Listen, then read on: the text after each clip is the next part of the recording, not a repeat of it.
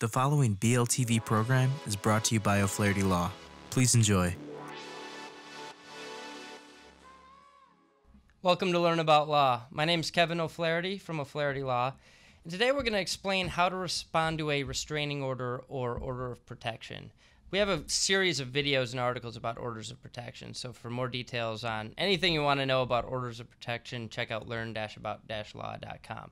But today we're going to be talking about what you should do if you are served with a restraining order or order of protection, and we're going to use the terms interchangeably here.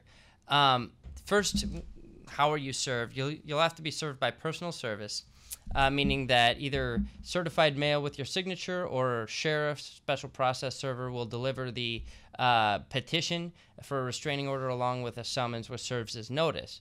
And in these documents, there will be a form that will tell you how to respond and what information you need to provide in order to respond. And you'll file your response with the clerk of the county in which the petition was filed.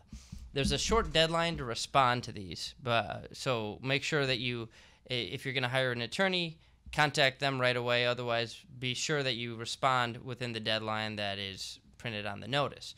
The notice of the restraining order will also tell you when and where the court date is going to be. So between the time of the restraining order and the court date, the best thing to do is gather evidence in your favor if you are choosing to fight the restraining order. So, witnesses, phone records, make sure that you bring documentary evidence to that hearing, and make sure that any witnesses that you have in your favor are prepared to appear at that hearing. Often when the restraining order is issued, there will be an emergency temporary restraining order that will be issued before the final order is entered. So this can happen on an emergency basis before you're even served with notice of the restraining order, or it can happen at the first court date if a final restraining order isn't entered at that first court date. And this is a temporary restraining order that is meant to protect the petitioner until the final order in the case can be entered.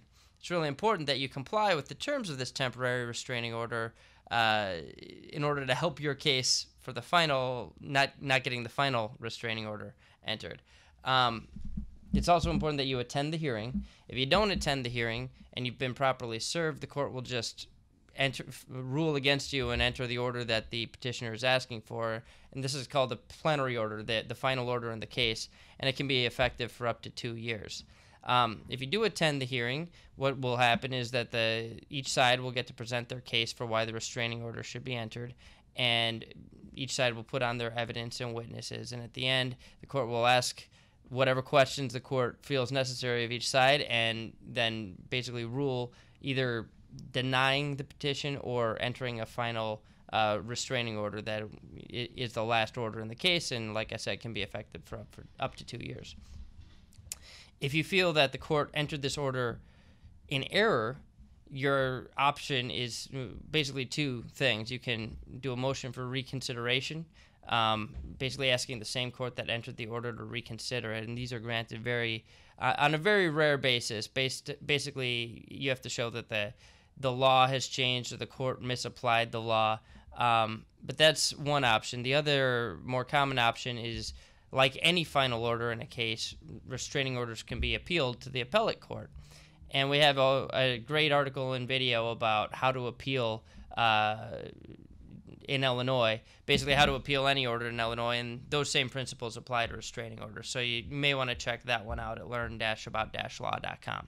If you have any questions, feel free to leave us a comment, and feel free to give us a call for an initial consultation, 630-324-6666. Thanks. Thanks so much for watching our video. If you have any questions, feel free to comment below. Click the subscribe button for new videos every week, and download and review us on iTunes. Visit learn-about-law.com for other legal-related articles and videos. Visit our business podcast and video blog, seizeyourbusiness.com, and visit Making Real Estate Fun for real estate videos and podcasts. Call us at 630-324-6666 for a free consultation.